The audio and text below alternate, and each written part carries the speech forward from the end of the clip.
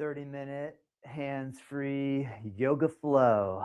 Let's begin. Bring your mat, get it set up and ready.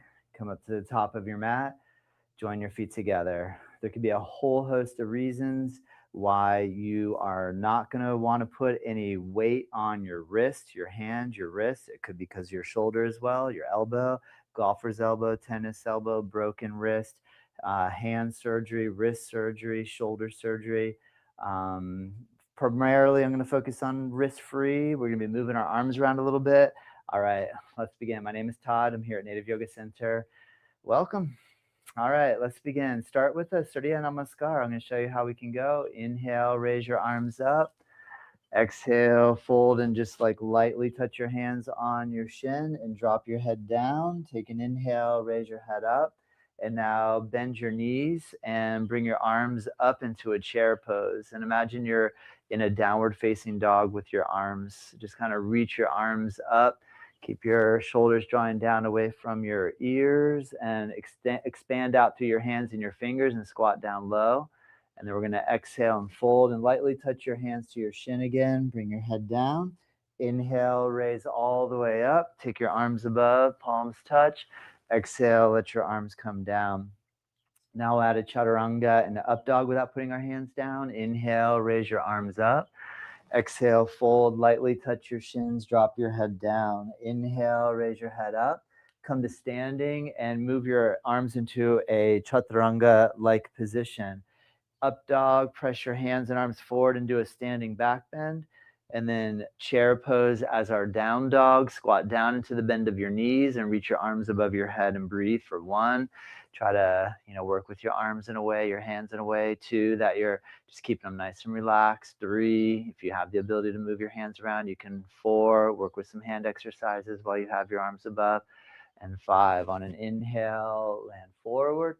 On an exhale, fold down. On an inhale, raise all the way up, arms above your head, look up, and exhale, lower your arms down. Let's try doing with Surya Namaskar B 2 different ways. First way, bend your knees to chair. Inhale, raise your arms up, and exhale, fold and bring your head down. Inhale, make a halfway lift, come to standing and mimic the arms of a chaturanga position. Inhale, work into a standing back bend with your arms forward. And then exhale, come into your chair pose with your arms above. Good. And then we have warrior 1. So one way we can do is just take your left leg, step your left leg back and raise your arms above your head and bend your right knee. And then we would be coming into chaturanga. So you step your left foot forward, stand and just bend your elbows like you're in chaturanga. Good. Press like you're going into an upward dog. Come into your chair pose, raise your arms above. Good. Now we got to go into our left leg forward warrior. So if you lift your right leg, step it back, ground the foot, raise your arms above, warrior 1. Good. And then from here, we're going to come into a chaturanga shape. So we're going to step our right leg forward, stand up, and bend your elbows. We'll go inhale to the up dog, where you reach your arms forward and backward bend. And exhale, come into a chair pose with your arms above your head. Now we'll breathe 5 breaths for 1. So we're using this as our downward facing dog. 2, just kind of imitating. And this way we haven't. 3, touched our hands, put any weight on the arms at all. 4, but you can still get a good strong Surya Namaskara style workout. 5, inhale, you would jump forward, but you'll stand and, jump forward into a halfway lift. And then you exhale and fold your head down. Come into a chair pose, bend your knees, raise your arms up, and return, relax your arms down. Now we'll try a more classic way of doing Surya Namaskar. Try this one. Bend your knees, inhale, and raise your arms up. And exhale, fold, head down. Inhale, raise your head up. Now to get down onto the elbows without touching the hands to the floor, you have to be able to step one foot back and the other foot back and come down onto your knees. And then bring your elbows down onto the floor. And then take your right leg back and your left leg back and come down onto your belly. Then we're going to press into a Sphinx pose. And then you just lift your hips up and you walk your knees a little forward and you try to do a down dog on your forearms or your elbows. Good. And then to come into a warrior 1, you got to be able to come down into child's pose. This way you're not going to use your arms at all. You come up, you're going to come up on your knees. You take your right leg forward. You take your left leg, you straighten it out, and then you raise your arms all the way above your head. To come back down, we'll do a similar style. We'll put our right elbow on our knee, bring the back knee down, and then you take your right leg, swing it back, and then you got to come all the way down with your forearms on the ground. You take your right leg and your left leg back, you lower your pelvis down, and do an inhale into a Sphinx pose. And then we're going to again go into our dolphin, aka down dog on the elbows, where you press. And then the same thing for the left side warrior. You come down on your knees. If you bring your hips back down onto your heels like child's pose, come up to sitting on your heels, come up onto your knees, take your left leg forward. You could lean your left elbow on your knee, take your back leg, curl the toes under, bring the heel down, get set in your warrior position. And that way we've applied no pressure to the hands at all. I actually recommend, if you don't have a wrist injury, try practice like this just to do alternate movements to what you're used to doing. And it can help you to really just kind of like do things in a fun way. All right, inhale into the Sphinx pose, and then exhale, come into, of course, if that's too much in the elbow pressure, because if you had a hand surgery that they said don't move your hand around at all, well, then naturally, probably putting pressure on the elbows would interact with that. So, either use the first method that we did, or you could go into child's pose here. I'll call that 4. We're still breathing, 5 breaths. And the 5. So to come back to standing, if you come down on your knees and you just bring your hips back to your heels and you bring your body up, then you can come up onto your knees, kind of like you're setting up for a camel. You swing one leg forward, you get your other leg up, and you come into a halfway lift. Exhale, fold and bring your head down, chair pose. And so this is 2 alternate ways you can practice Surya Namaskara B. Good. Now let's do a couple of standing poses. So this will be really easy not to put any pressure on your wrist. We're going to step out over to the right. Now, in triangle, I'm going to imagine that my right hand is injured and I'm not able to lean weight down on my right arm. So I'm going to move my arms like I'm in triangle. I'm going to float my hand just above my shin, and that way I can work in triangle pose without actually leaning any pressure on the hand at all. Go ahead and come up, turn your right foot in, turn your left foot out, continue breathing. I'm not going to count out the classic 5 breath counts that we use in Ashtanga yoga, but you get the idea, and I'll be able to move you through this flow without having any pressure go on your hands or wrists. Good, and we'll come all the way back up. For twisting triangle, a good way to do this is to turn your right foot out, take your left arm, bring it forward and down. Very lightly touch your hand fingertips on your right shin and raise your right arm up and work into a twisting variation here. And then unwind. We'll inhale, come up, and we'll turn our right foot in and our left foot out and take your right hand down, just either your kneecap or a little bit down on your shin. You're not going to bear any weight down on the wrist, hand, or arm at all, and reach your left arm up, creating twisting triangle on the left side, and then we'll return and come all the way up. Turn your left foot in, turn your right foot out, bend your right knee and land your elbow on your thigh, and reach your left arm above your head. Take a nice deep squat or bend into your right knee, and then breathe steady. That's the main idea. The way the muscles are going to release is through the relaxation of your nervous system, and you have a direct doorway into your nervous system through your breath. So if you breathe with a steady rhythm, press your right leg, turn your right foot in, your muscles are releasing. Bend your left knee, bring your left elbow down on your left thigh, reach your right arm above your head, continue to breathe steady, pick a focal point, hold your visual attention steady at that one point, and release and come all the way up. I'm going to turn just so that I can still face you. For the twisting side angle, turn your right foot out, bend your right knee, take your left forearm, land your elbow down, and take your right arm and just kind of reach toward the top of your mat and extend and expand. And that way there's no pressure on the wrist or hand. And then we'll reverse. We're going to come all of the way up. You turn your right foot in, your left foot out. Take your right elbow, try to land the forearm right on top of the left knee. And then with your left arm, expand and reach toward the left side of your body, left foot direction. Get a nice deep twist.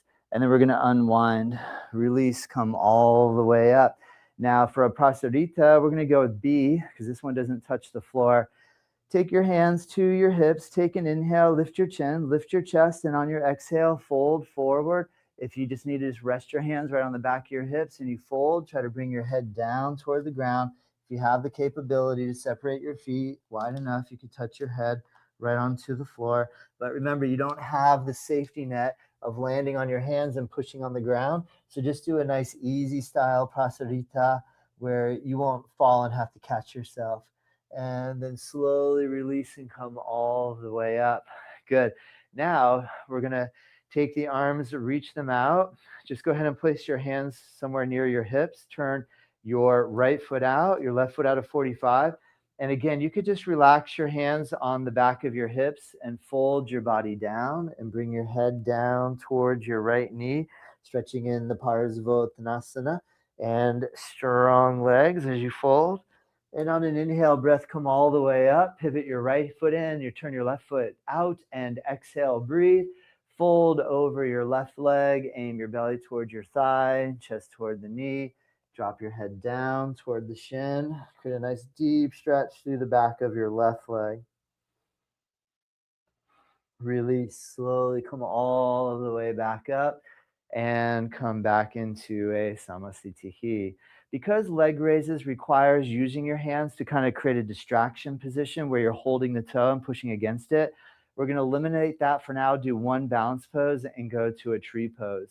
If you can either just bring your foot up onto your inner thigh, if you have the capability of using your right or left hand to bring the foot up on the inside thigh, you can hike it up a bit higher and then practice raise your arms above your head.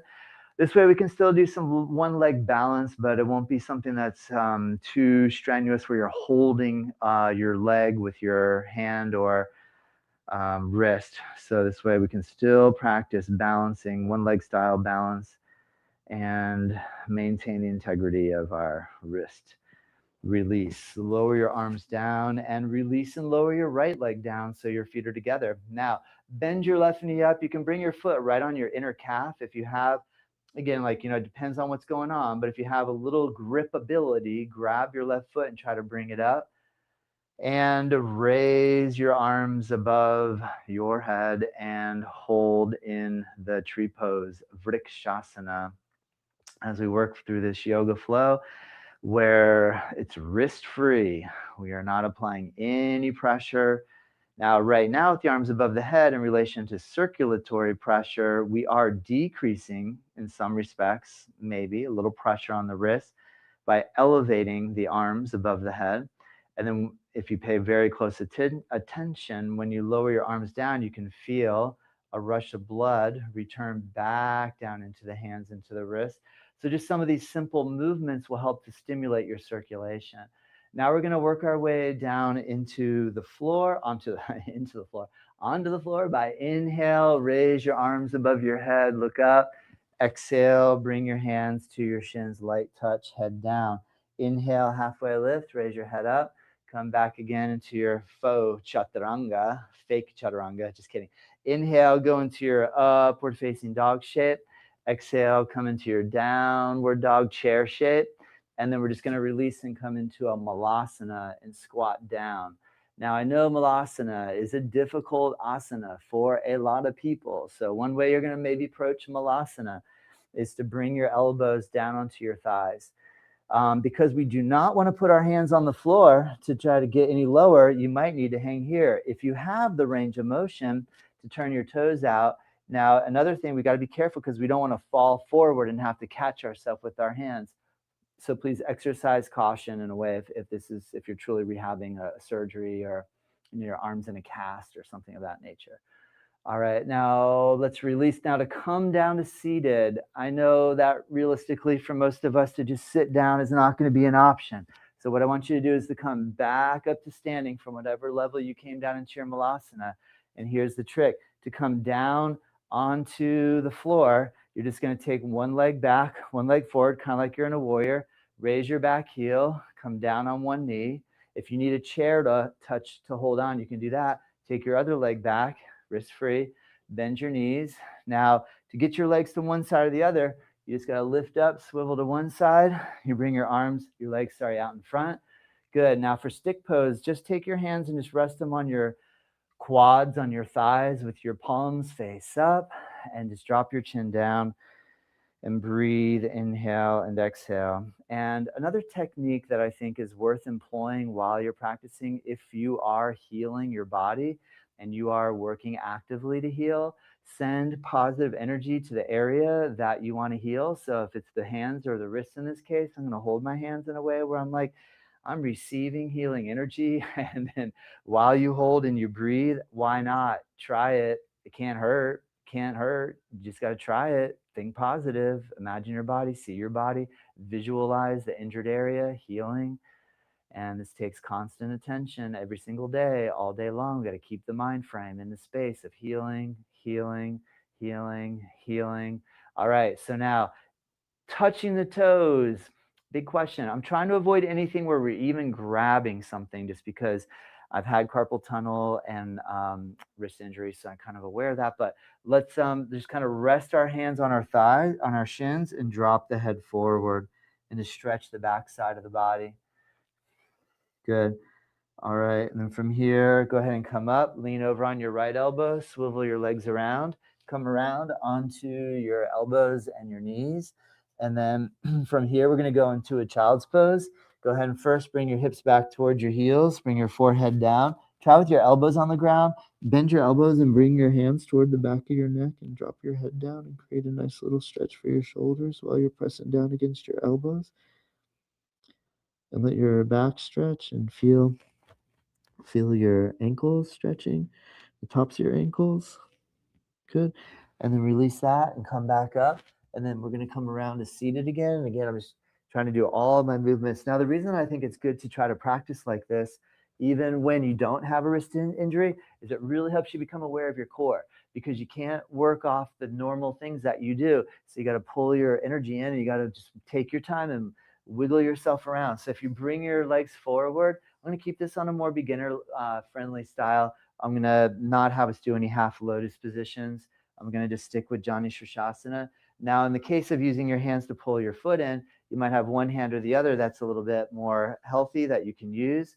But you can even just try to practice this where you keep your hands in the air. I'm only going to bring my leg in as much as I can do it without the help of my hands. And then you can bring your foot into the Jani Shirshasana position.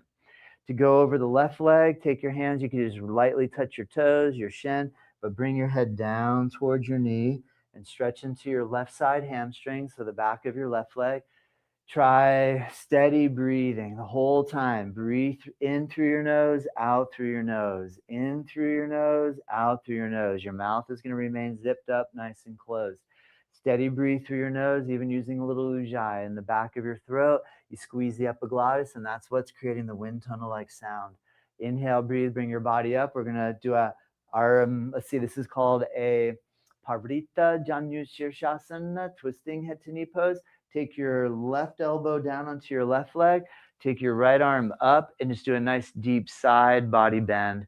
So I'm going to work a little, I'm kind of following some of the Ashtanga yoga postures, but I'm also going to add a few other classics into the equation here for our wrist-free flow, freedom for the wrist, liberation, wrist liberation.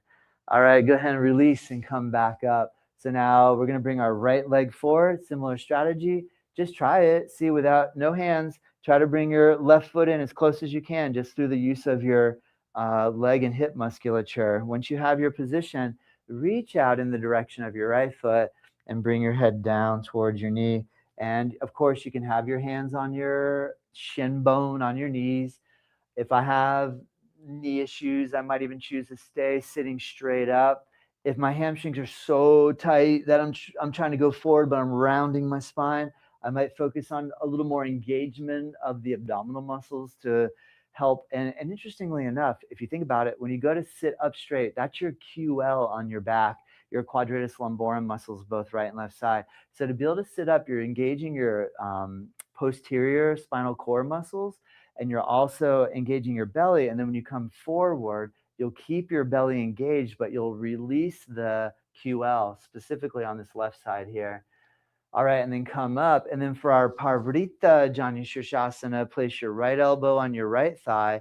Try to open your left arm up, and then just do a big left side body stretch. Open up the left side of your body from your hip up to your left shoulder. And then again, Think of all of the benefits that are happening from every little thing that you do. Having your arm above your head here, we're going to decrease the circulatory flow to the hand. You reach up, you really press into the left side body and open up the lungs and side rib cage. And as you release, just feel how your arm got a little kind of tingly up there. When you bring your arm down, ooh, you can feel that blood flow coming right back into your hand. So again, healing energy, breath, circulation, positive thinking. Okay, next up, bring your both legs together in front of you. Let's try, let's try this one, Virasana. This is a little more advanced, but let's give it a shot. Come onto your elbows. We're going to swivel our legs around, and we're going to try to come onto your shins sitting here. Now, I realize this is going to be really difficult for a lot of people, so sometimes grabbing a prop right now, you might need to have some sort of like little bolster that you can sit on to be able to have a little lift underneath your hips. So you might have to have a prop handy and ready to go. But what we're attempting to do, different ways you can work this is, if it is really tough on your knees, what you'll do is just come onto your elbows and only bend your knees as much as you're able. If you're able to come into child's pose, you can really work the knee bend here. If that feels good with no pain, you sit up in Vadrasana, where the heel is right underneath the sciatic nerve here on the hip, and you can hang out in Vadrasana. Or the other one we can go for is the heading toward Virasana, hero pose. And that's where you separate your heels just wide enough that you can sit in between your heels. I know it can be really, really tough for some and super easy for others. So I just want you to figure out where you are. And again, you can take your hands and just put them on your lap, hold them upward in a very receptive placement, and just put your attention on your hands. Just gaze at your hands and breathe deeply. Inhale and exhale through the nose. Remember, this can be done in your child's pose. You can just hold your hands up. Super simple, but it's like a gesture of receptivity. I'm open. Thank you. Welcome. Giving, receiving, all these sort of concepts can come into play with this sort of hand alignment. So, and it's important that we do this, because when we have injury, we beat ourselves up over the fact that we can't do what we want to do, or we had big plans. I was going to go climb Mount Kilimanjaro next week, and now I can't go. But there's a reason for everything, I believe. So it's good to just like be grateful, even for injury. There's a reason, and we're learning. So the more we can steer our gratitude toward, thank you for giving me this opportunity to try something new, to try something different, to switch my perspective, to switch my intent, to get clear about what it is that I'm focusing on and what it is I want to achieve in life. So all that can be done while you're practicing your yoga pose. Yes. All right, so we're going to go ahead and come up so we take the pressure off, and we'll swivel our legs around. Now, an interesting one, let's try, well, how could I do a vinyasa if I want to do a vinyasa? So there's a bunch of different ways you can go. One way you can go that doesn't even involve going sphinxing and dolphining, because what does that mean? Sphinxing means, one way to go is like if you have enough core energy to be able to kind of swivel your legs from one side to come around to swivel your legs to the other side. So this is a good exercise for building core. Like if you take your right leg, like you're in Janu Shirshasana here, and you practice lifting your left leg in the air, you try to like swivel that left leg back. And again, we're trying to do all this motion without using our arms. And then I can bring my right leg out, and I can take my left foot and pull it into the Janu Shirshasana.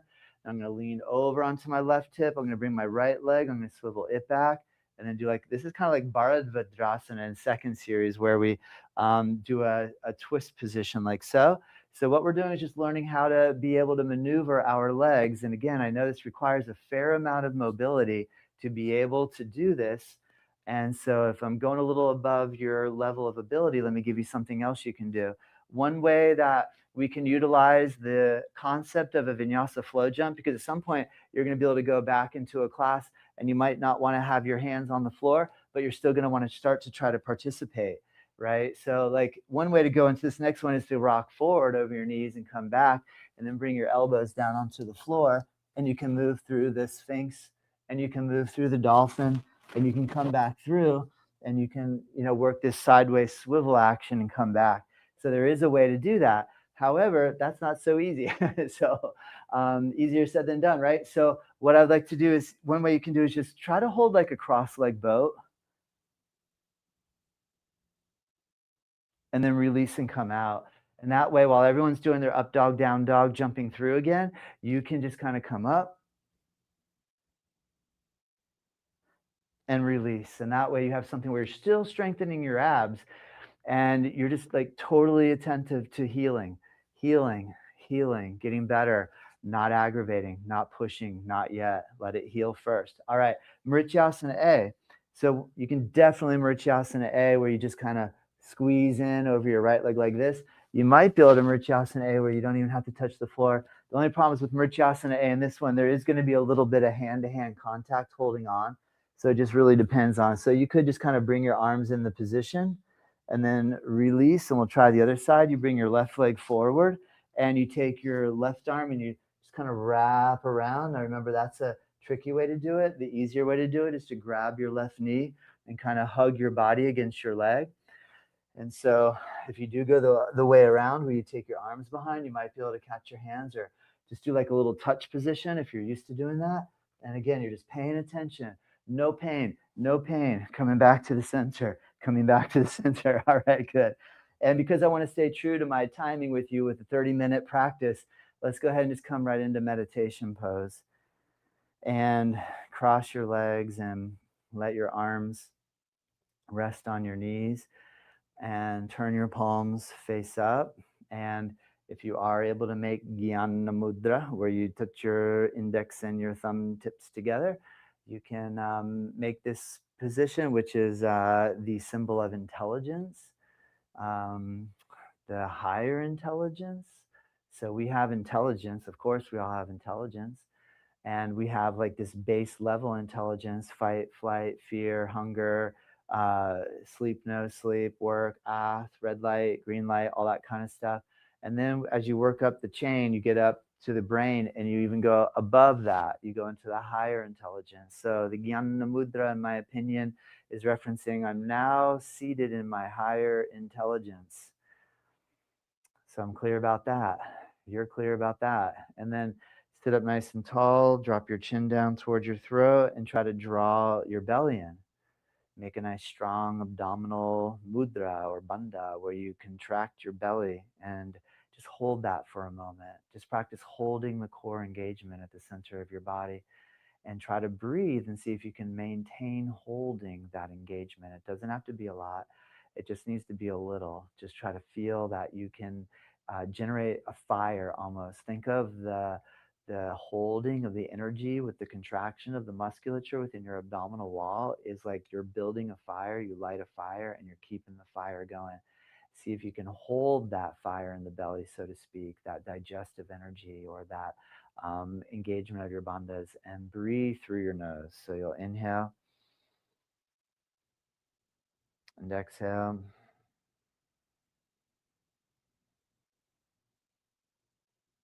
and inhale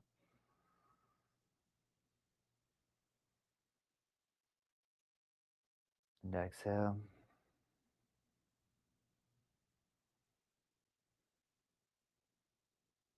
and inhale.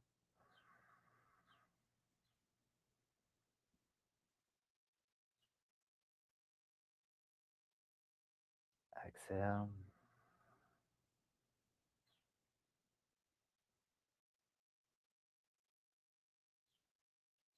inhale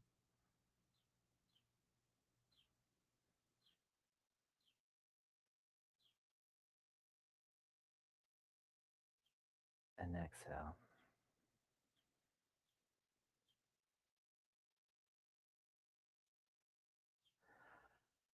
Thank you very much. Namaste. Take Shavasana. At this point, you won't need the video to keep rolling for you to Shavasana. Lie on your back, arms relax, super easy, wrist free yoga flow. No problem. Now that I've been doing that for a while, I'm going to keep moving like I have to. All right. I hope that helps. You have questions, ask them. Pose them in the chat, the comment, the email, my website, nativeyogacenter.com. My wife Tamara and I have been holding down the fort here in Juno Beach for 20 years in this location. So happy you're here. Thanks for joining the channel. Subscribe, share, like, some love. We appreciate it. Have a great day. Namaste.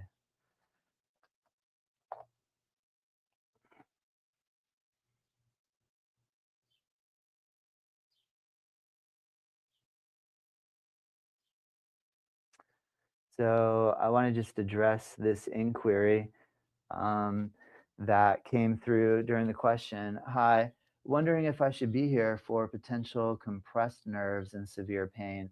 I'm all out of options to get better through doctors, but not sure if there's more mild yoga I should start with. That's a great question. Thank you so much for asking. There always is more mild yoga. So the answer is yes, there.